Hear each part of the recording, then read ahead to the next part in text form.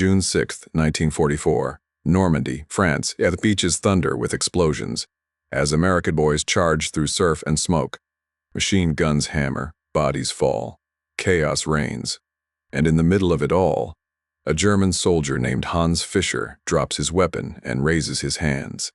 He expects death, maybe torture, at the very least humiliation. But what happens to him next will shatter everything the Reich had drilled into his head about the enemy.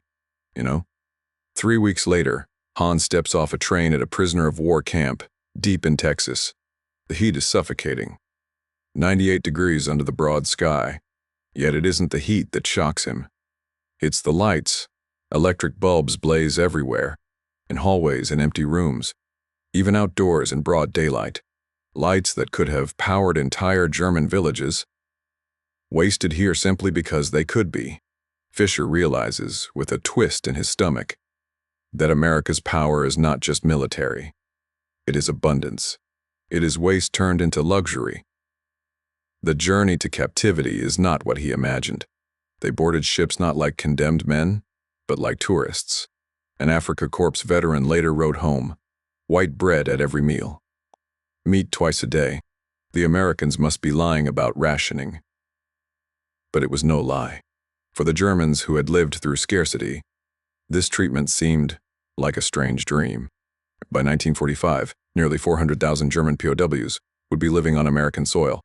They were scattered across 511 main camps and thousands of branch camps. They would pick cotton in Mississippi, harvest wheat in Kansas, cut sugarcane in Louisiana, and in doing so, they would save the American economy an estimated $230 million, roughly $3.8 billion in today's terms. But the true story wasn't just about money. It was about what happened when starving soldiers from a collapsing Reich confronted a version of America they had never imagined. August 15, 1943, Norfolk Naval Base, Virginia. The Liberty ship Thomas Victory docked, carrying 1,847 German prisoners from Tunisia. Among them was Feldwebel Muller. He expected deception. The Americans would surely parade them past staged abundance, fake prosperity, Potemkin villages like Stalin, built to trick his visitors. But what he saw instead stole the air from his chest. The parking lot, hundreds of civilian cars. Not military trucks, not vehicles for generals, personal cars, owned by dock workers.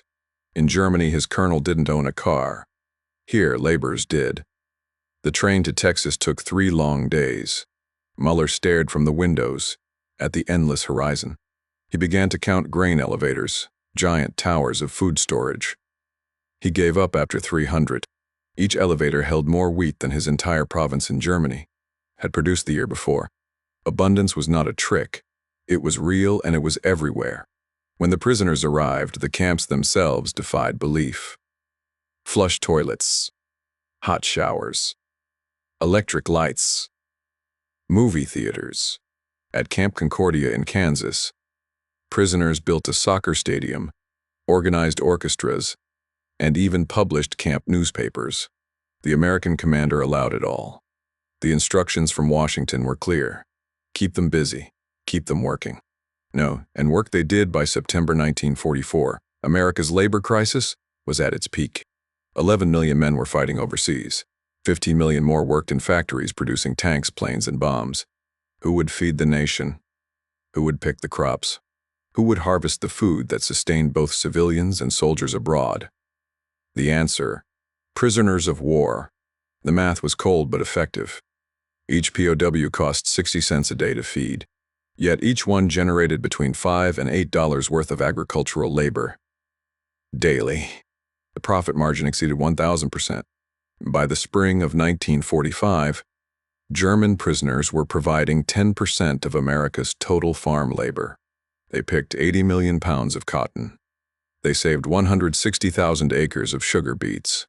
They harvested enough wheat to bake 18 billion loaves of bread. In Wisconsin alone, POWs worked 2.7 million man-days. In 1945, without them, economists later concluded, America would have lost 15% of its food production. the razor's edge between victory and hunger. For the prisoners, the abundance was overwhelming.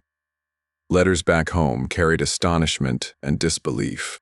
"We eat better than German civilians," one soldier confessed to his bunkmate. "Better than we did as soldiers." Christmas Eve, 1944. Camp Robinson, Arkansas. The mess hall glowed with warmth, turkey with cranberry sauce, mashed potatoes drowning in butter, green beans, apple pie, coffee with real sugar. The prisoners sat in stunned silence as their plates filled. In Berlin, their families survived on 1,500 calories a day if they weren't killed by bombs, if the Soviets hadn't yet reached them. And here, in enemy territory, they were eating the best meal of their lives. The local Baptist church sent cookies, rich with butter. Lutheran women brought hand-knitted socks. That night, the Germans sang Stille Nacht. The guards answered back in English. Silent night. For Wilhelm Schmidt, who had watched his own nation starve, it was madness. "The Americans are insane," he wrote in his diary. "They feed their enemies better than we fed our allies." Yet the numbers told the story. POW labor saved American farmers $22 million in 1944 alone. That's $370 million in today's currency. They processed 1.2 billion pounds of food. They built irrigation ditches and cleared thousands of acres of farmland. And still, the food kept coming. In California, at Camp Cook, prisoners watched the nearby Lockheed plant roar with activity. 3 shifts, 24 hours a day. Workers, many of them women, drove their own cars to the factory.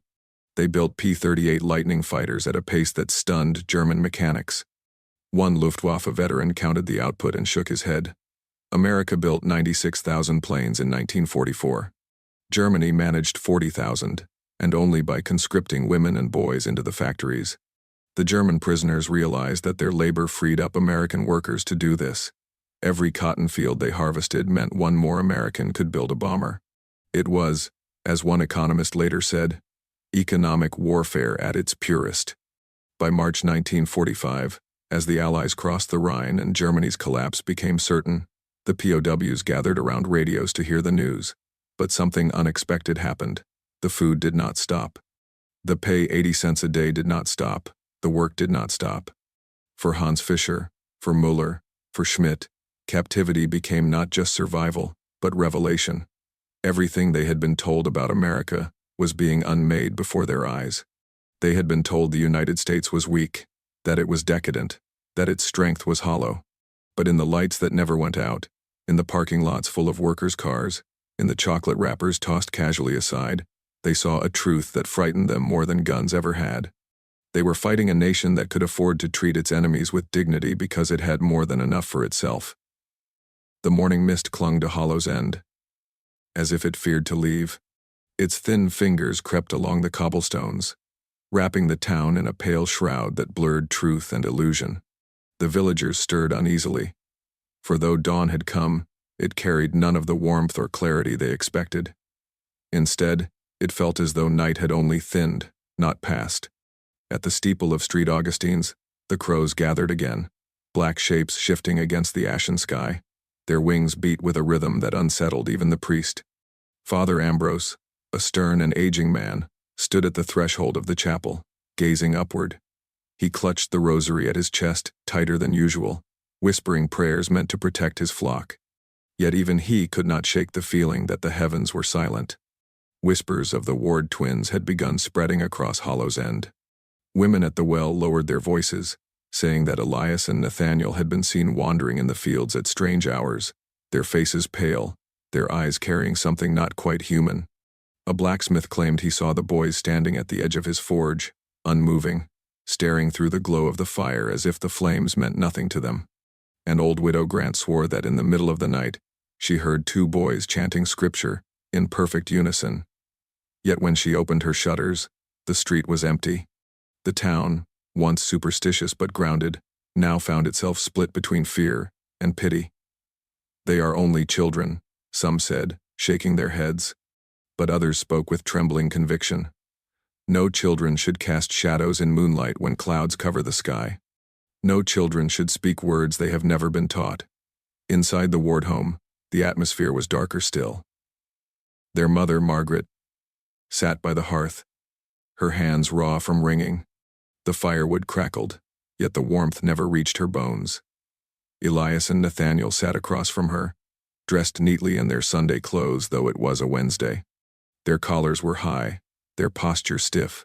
They spoke little, and when they did, it was as if one voice flowed from two mouths. Margaret's tears came silently now. She had no strength left for sobs. That evening, a visitor came. Dr. Charles Hensley, a man of medicine who had lived in Hollow's End for years, knocked upon the ward door. His kind eyes had once been the hope of the townsfolk, for he had delivered their children, healed their coughs, and stitched their wounds. But as he stepped into the ward parlor and saw the twins, even his steady hands faltered. "Mrs. Ward," he began softly, "I came because the town, they are concerned." Margaret nodded, unable to meet his eyes. The doctor knelt before the boys, studying them carefully. Elias met his gaze first, followed by Nathaniel, and then they both smiled, a thin, lifeless curve that froze Dr. Hensley's breath in his throat. Their eyes, sharp and glassy, did not belong to children. "Do you sleep well, boys?" he asked. They answered together, voices intertwining, "We do not need sleep." The doctor's hands tightened around his journal. "And why is that?" "Because we are watched," Elias said. "Because we are kept," Nathaniel added. The room grew still, as if even the fire refused to crackle. Margaret buried her face in her hands. The doctor forced a calm nod, though unease gnawed at him. He wrote his notes with a shaking quill, but he did not read them aloud. That night, he confided in Father Ambrose. The priest's face grew grave as the doctor recounted what he had seen and heard. "They are bound," Ambrose muttered, almost to himself. But to what, or to whom? By the third day of the rumors, Hollow's End could no longer look at the Ward twins as ordinary children. Parents forbade their sons and daughters from walking near the Ward home. Merchants crossed themselves when the boys passed through the square, and the air in town grew heavier, as though each hour carried an invisible weight. Then came the event that sealed the fear. On the eve of the harvest moon, when villagers gathered at the square for the yearly blessing, Elias and Nathaniel appeared among them. No one saw them arrive. One moment the square was filled with chatter, the next, silence fell like a stone dropped into a well. The twins stood side by side, their hands clasped, their eyes fixed on Father Ambrose. The priest faltered in his prayer, his voice trembling. The crowd, hundreds of them, watched in dreadful quiet. Then, without warning, Elias and Nathaniel began to recite the benediction, word for word, in perfect unison, though neither had ever been taught the Latin rite. Their voices rose, clear and strong, echoing across the square. The torches flickered violently, smoke rising into twisting shapes that looked like reaching hands. By the time the last word was spoken, half the village had fallen to their knees. Some wept, some prayed, and others fled. The Ward twins turned to leave, their faces unreadable, their movements slow and deliberate. Margaret hurried after them, begging the villagers not to judge her children, but her words were drowned in the wave of terror that swept Hollow's End.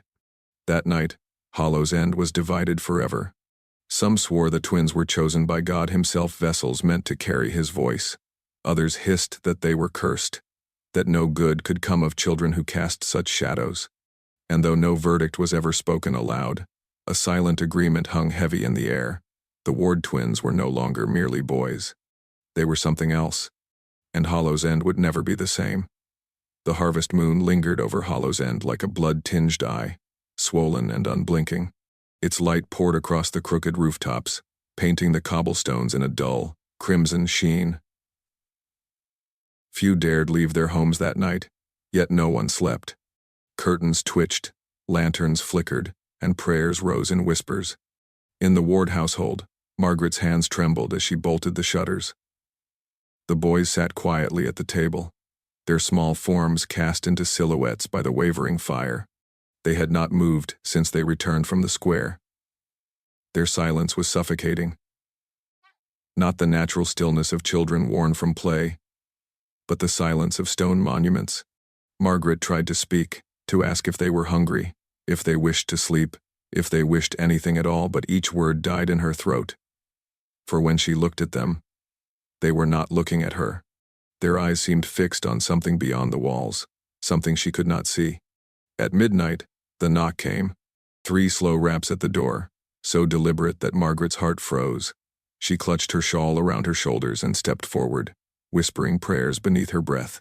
The twins rose together, chairs scraping the floor in perfect unison, and moved toward the door before she could stop them.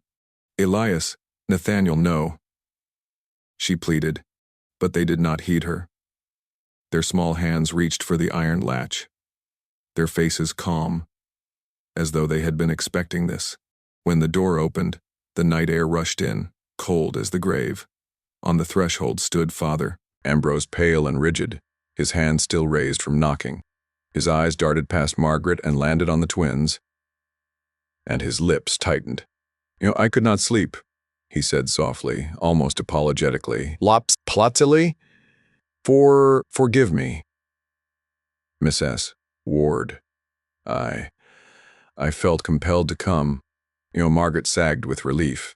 Yet her relief was short-lived, for the boy stepped forward, greeting the priest not with warmth, but with a low, synchronized whisper.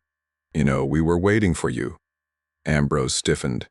His rosary clattered faintly as it slipped from his hand and swung on its chain. He forced a smile, though the tremor in his voice betrayed him. Children should not say such things. Elias tilted his head. Nathaniel mirrored the gesture, and then in one voice they asked, "Should we not?" The priest's composure cracked. He muttered a blessing under his breath and reached into his cassock, pulling forth a small silver crucifix. He held it before the twins as one might hold a shield. Margaret gasped. "Father, please!" But the boys only stared at the cross, their faces void of fear. Then Elias lifted his hand, and without touching it, the crucifix swung violently, as if struck by an unseen force. Ambrose staggered, gripping it tightly, his mouth opening in a choked prayer. Margaret fell to her knees, weeping. "They are only children. Please help them, Co." The priest gathered himself, his voice rising with determination. "If they are bound, they can be freed. But this will take more than prayer whispered in a chapel. We must confront the thing that holds them." Elias and Nathaniel smiled again, thin, lifeless smiles. "It holds you too," they said. Ambrose recoiled as if struck. His knees nearly gave way. He backed out of the doorway into the night, now sujurs, muttering scripture, as though it were the only thing keeping him upright. Margaret tried to follow, but the twins placed their hands gently on her arms and led her back inside, as if guiding rather than restraining her. The door shut itself. The following morning, Hollow's End buzzed with dread. Word of the strange events had spread, though no one knew exactly how. Children whispered that the Ward twins could move objects with their minds. Farmers muttered that their crops had rotted overnight. The stalks blackened beneath the harvest moon, and more than one villager swore that when they looked into a mirror, they glimpsed 2 pale boys standing just behind their shoulder, though when they turned, the room was empty. Doctor Hensley returned to the Ward home, his face lined with exhaustion. He carried not only his medical bag, but also a heavy tome bound in cracked leather. Margaret greeted him with desperate eyes, her hands clasping his, as though he were her last anchor. "Doctor, please," she begged. "Tell me what is wrong with them. Tell me they can be cured." The doctor glanced toward the boys who sat by the window staring into the mist. "Mrs. Ward, I can no longer speak as a physician what I have seen. It is beyond medicine, these boys," he faltered. "These boys are caught between worlds, and if we do not act soon, Hollow's End will be caught with them. Margaret shuddered, pulling her shawl tighter. The doctor opened his tome, flipping through yellowed pages filled with diagrams of the human body, scribbled notes, and strange symbols that did not look like any language Margaret had ever seen. He stopped at a passage marked with red ink. "Have they ever spoken in tongues unknown to you?" he asked. Margaret nodded, her tears returning. "At night I hear them, whispering words I cannot understand, words no child should know." The doctor shut the book and pressed a trembling hand to his forehead. Then it has begun, you know? That night, Hollow's End would change again. The Townsend's folk, no longer content with whispers and rumors, gathered in secret at the blacksmith's forge. Torches burned low, as voices rose in anger. Some demanded the twins be taken away. Others argued for mercy. But all agreed on one thing. They could no longer ignore what was happening. Unseen by them, Elias and Nathaniel stood at the edge of the gathering, silent, watching. The firelight danced in their glassy eyes. And as the villagers shouted, the twins whispered to one another. Not in English, nor Latin, nor any tongue that had ever been written in the holy books. Their voices twined together in a chant, weaving through the night like smoke. The torches flickered. Sparks hissed. And though no one noticed, the shadows on the walls of the forge began to move on their own. Shifting, growing, reaching. Hollow's End was no longer simply haunted. It was being claimed. The bells of St. Augustine's tolled at dawn, though no hand had pulled their rope. The sound was hollow, metallic, as though the church itself were groaning in pain. By then, Hollow's End was already broken, its streets silent, its people afraid to breathe. The ward house stood at the center of it all, its windows aglow with a sickly light. For 3 nights the villagers had gathered outside, too frightened to enter, too guilty to flee. They could hear the chanting within, the strange cadence of 2 voices, bound into one. Elias and Nathaniel Ward had become something more than boys, and less than human. Father Ambrose returned that morning, pale as parchment, his crucifix wrapped in black cloth, as if even silver feared to be seen. The doctor met him at the gate, clutching his leather tome so tightly his knuckles bled. They cannot remain here, Ambrose whispered. If they are allowed to speak another night, Hollow's End will not wake again. And if we silence them? The doctor asked. His voice cracked, not from doubt but from dread. The priest's eyes fell to the earth. Then perhaps we silence more than the boys. Margaret emerged from the house then, shawl around her shoulders, eyes sunken as though she had not slept for years. She carried no lantern, for the glow from within clung to her like a halo, though it was no holy light. She looked at the priest, then the doctor, then at the huddled townsfolk who dared not meet her gaze. They are not wicked, she said firmly, though her voice quivered. They are children. My children! Ambrose shook his head. They are vessels, Margaret. You saw it, you know it. They speak words no mortal tongue should utter. And yet they laugh, Margaret whispered. And yet they dream. Do demons dream? The silence that followed was colder than the autumn wind. Coke. That night the townsfolk made their decision. Torches blazed as they moved through the mist. Dozens of figures pressing toward the ward home. Fear was etched into their faces. But fear had hardened into resolve. Inside the twins sat at the table, hands folded neatly, eyes gleaming in the dim. They did not look afraid. They looked prepared, Mother, Elias said softly. Yes, my love? Margaret knelt beside him, brushing his hair with trembling fingers. Dudes forehead or fortis to mine stirs. Do not let them take us. She kissed his forehead, though her tears fell hot against his skin. I will not. The door shook beneath fists. The voices of Hollow's End roared, calling for deliverance, for fire, for an end. Margaret threw the bolt. The door shuddered again, harder this time. The windows rattled. Father Ambrose's voice rose above the rest, demanding she open in the name of God. No, Margaret said, standing firm. If God wishes to take them, he will come himself. The wood splintered. The crowd poured in, faces twisted with terror and fury. Torches hissed in the night air, shadows leaping across the walls. The doctor held up his book, Ambrose his cross. But neither weapon seemed stronger than the chant that spilled from the twins' lips. The house groaned as if alive.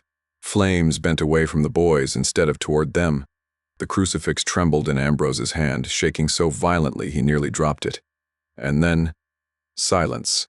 The chanting stopped. The twins rose, Their eyes, once glassy, now shone like mirrors reflecting every torch, every fearful face. Elias took his brother's hand. "We are not leaving," they said in one voice.